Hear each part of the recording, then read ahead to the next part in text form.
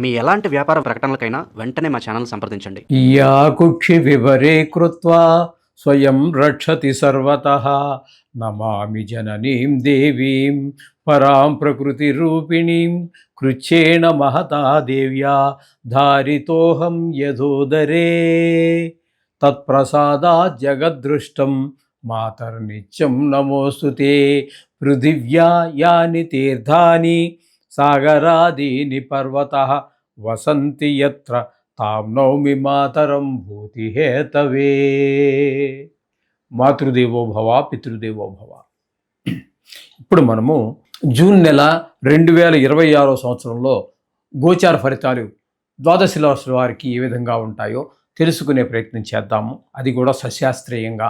ఇందులో నా కల్పనను కానీ మిమ్మల్ని ఇంప్రెస్ చేయడానికి అబద్ధాలు కానీ కోతలు కొయ్యటం ఉంటారు మామూలుగా వాడుక పదంలో, అలాంటివి ఏమీ ఉండవండి. శాస్త్రం ఎంతవరకు చెప్పిందో అంతవరకు మాత్రమే చెప్తాం.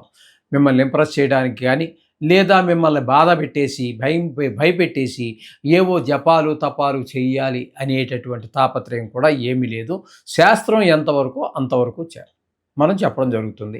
ఇది కేవలం గోచారం మాత్రమే. దీని ఫలితం ఒక 10 to 15% ఉంటుంది. నిష్ణాతులైన వారు చెప్తే, మామూలుగా ఏదో సగం సగం తెలుసుకుని చెప్తే అది ఎంత పర్సెంటేజ్ ఉంటుందో భగవంతుడికే తెలియాలి.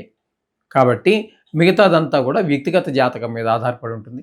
కాబట్టి మీ దగ్గర మీ తాలూకు date of birth, time of birth, place of birth ఇట్లాంటివన్నీ ఉన్నట్టయితే వ్యక్తిగత జాతకం రాయించుకోండి. అది 100కి 75% జరుగుతుంది. ఇంకా 10%, 15% ఆ భగవంతుడి చేతిలోనే ఉంటుంది.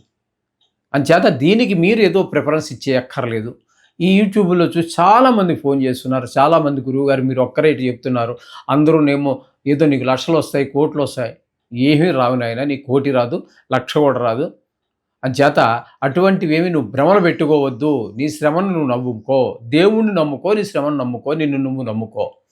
ఇది నేను చెప్పదలుచుకున్నది. అంటే గోచారం ఏంటంటే, ఈ గ్రహాలు ఏంటంటే మనకి రాబోయేదాన్ని సూచిస్తుంది. అది ఎప్పుడు నాకు పూర్తిగా తెలిస్తే మీకు నేను సూచించగలను. నాకే ఏమీ తెలియకపోతే నేనేం చెప్పాలి? ఏదో కథ చెప్పాలి. అంచేత వాటి మీద పెద్దగా ఆధారపడకండి. వ్యక్తిగత జాతకం మీద ఎక్కువ ఆధారపడండి. అది చాలా వరకు నిష్ణాతులు కావాలి. దానికి కూడా గోచారానికే కాదు, జాతకం రాయాలని కూడా నిష్ణాతులైన వారు ఉంటేనే మాత్రమే జరిగే అవకాశం ఉంటుంది. ఇది గమనించగలరు. ఓకే, ఇప్పుడు మకర రాశి వారికి జూన్ నెల 2026 సంవత్సరంలో గోచార ఫలితాలు ఏ విధంగా ఉన్నాయో తెలుసుకునే ప్రయత్నం చేద్దాము. మకర రాశి వారికి ద్వితీయ స్థానంలో రాహుగ్రహ సంచారము. ఇది మంచిది కాదు. ధనానికి లోటు కలిగిస్తుంది. మాటలో కఠినత్వం పెరుగుతుంది. తద్వారా మిత్రులు కూడా శత్రువులు అయ్యే అవకాశం ఉంటుంది. లేదా కొత్త శత్రువులు కూడా పుట్టుకొచ్చేటటువంటి అవకాశం ఉంటుంది. కుటుంబంలో కూడా ఏ విధమైనటువంటి ఆహ్లాద పరిస్థితులు ఉండవు. నేత్ర వ్యాధులు ఉన్నటువంటి వారికి మరింత ప్రకోపించేటటువంటి ఈ అవకాశం కూడా ఉంది. ఈ విధమైన ఫలితాలన్నీ కూడా ద్వితీయ స్థానంలో రాహుగ్రహ సంచారం వల్ల జరుగుతూ ఉంటుంది. ఇక శని భగవాన్ యొక్క సంచారం తీసుకున్నట్టయితే తృతీయ స్థానంలో ఉంది. ఇది మాత్రము చాలా అనుకూలమైనటువంటి ఫలితాలను ఇవ్వబోతూ ఉన్నారు శని భగవానుడు. ఎందుకంటే తృతీయ స్థానంలో ఆయన ఉన్నప్పుడు మన చేసేటటువంటి ప్రతి పనిలోనూ కూడా మన ఇంటిలో వారు, చుట్టుపక్కల వారు, మనం ఎక్కడెక్కడైతే తిరుగుతూ ఉంటామో, ఎక్కడెక్కడైతే పనిచేస్తూ ఉంటామో, ఎవరెవరితో కలిసి పనిచేస్తూ ఉంటామో వారి అందరి యొక్క సహాయ సహకారాలు మీకు అందడం ద్వారా మీరు ఏ పని చేయాలనుకుంటున్నారో ఆ పనిలో దూసుకుని పోయేటటువంటి అవకాశం ఆ శని భగవాను వల్ల కలుగుతూ ఉంటుంది. ఇకపోతే కుజుని యొక్క సంచారం చతుర్థ స్థానంలో 20 రోజుల పాటు ఉంటుంది. అక్కడ అంత అనుకూలమైనటువంటి ఫలితాలు ఉండవు. తదుపరి 10 రోజులు 5వ స్థానంలో ఉన్నటువంటి 10 రోజులు కూడా సంతానం మీద, చదువు విషయంలోనూ ఇబ్బందులు, చెడు స్నేహాల్లోనూ ఇబ్బంది పెడుతూ ఉంటే, చతుర్థ స్థానంలో ఉన్నప్పుడు తల్లిగారు విద్య విషయంలోనూ, అలాగే భూమి, గృహము, వాహనము ఇత్యాది విషయాల్లోనూ ఇబ్బంది పెడుతూ ఉంటాడు. అంటే కుజుడు పూర్తిగా మనకి ప్రతికూలుడే అనే విషయాన్ని మీరు గుర్తించాలి. అలాగే రాహు కూడా పూర్తిగా అనుకూలని మొదటే చెప్పుకున్నాం కదా, అది కూడా గుర్తించండి. ఇకపోతే గురువుని తీసుకున్నట్టయితే 6వ స్థానంలో గురువు ఒకరోజు ఉంటారు. ఆ ఒకరోజు పక్కన పెట్టినట్టయితే ఈ మిగతా 7వ స్థానంలో 29 రోజుల పాటు మనకి ఈ సప్తమ స్థానంలో గురువు అనేటటువంటిది చాలా శుభపరిణామాలు. వివాహం కానిటువంటి వారికి వివాహం అయ్యేటటువంటి అవకాశము, అలాగే భాగస్వామ్యంలో ఉన్నటువంటి వారికి వీరికి మంచి ఏకాభిప్రాయం ఏర్పడటము, అలాగే వివాహం అవటం కానీ కుదరటం కానీ జరిగే అవకాశము, వివాహం అయి ఉంటే వారి మధ్యన అనుబంధం మరింత పెనవేసుకుపోవడం భార్యాభర్తల మధ్యన, ఇవన్నీ జరిగేటువంటి అవకాశం మనకి గురువు వల్ల కలుగుతుంది. ఇక రవిని కనుక మనం తీసుకున్నట్టయితే పంచమ షష్టమ స్థానాల్లో, పంచమ స్థానంలో 15 రోజులు, అలాగే షష్టమ స్థానంలో ఒక 15 రోజులు సంచారం చేస్తూ ఉన్నారు.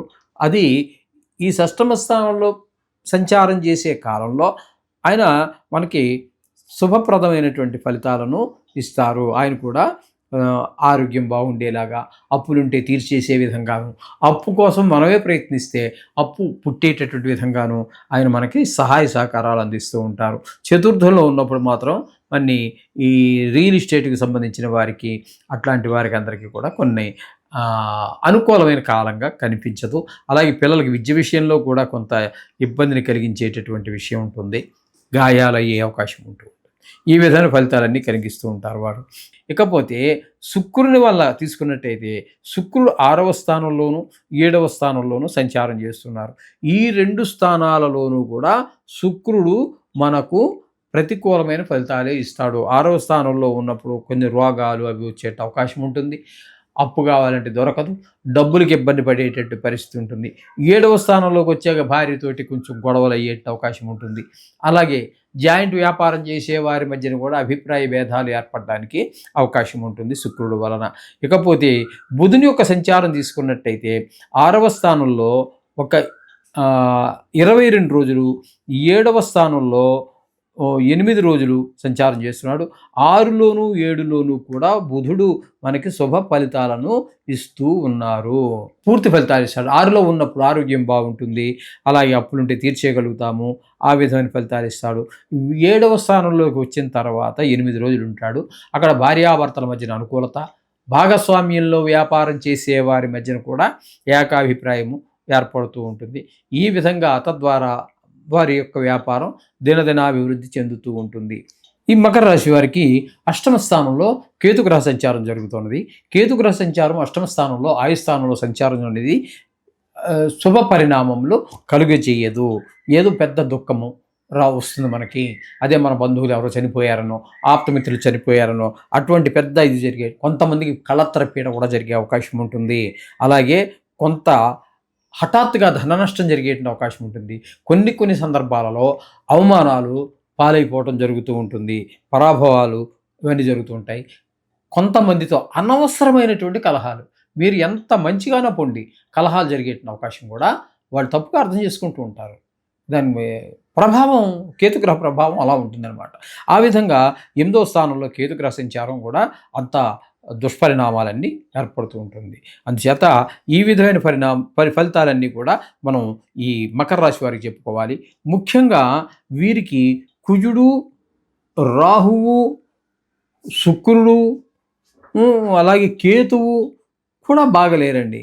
కాబట్టి వీరు మామూలుగా నిత్యం మనం చెప్పుకుంటున్నటువంటి ఆ నవగ్రహ శ్లోకాలు చెప్పుకుంటూనే ఈ కుజుడికి, రాహుకి, శుక్రుడికి, కేతువుకి, మీరు రాహువుకి అయితే అమ్మవారి గురించి, శుక్రుడికి అయితే మీరు చేసుకుంటున్నటువంటి సరిపోతుంది.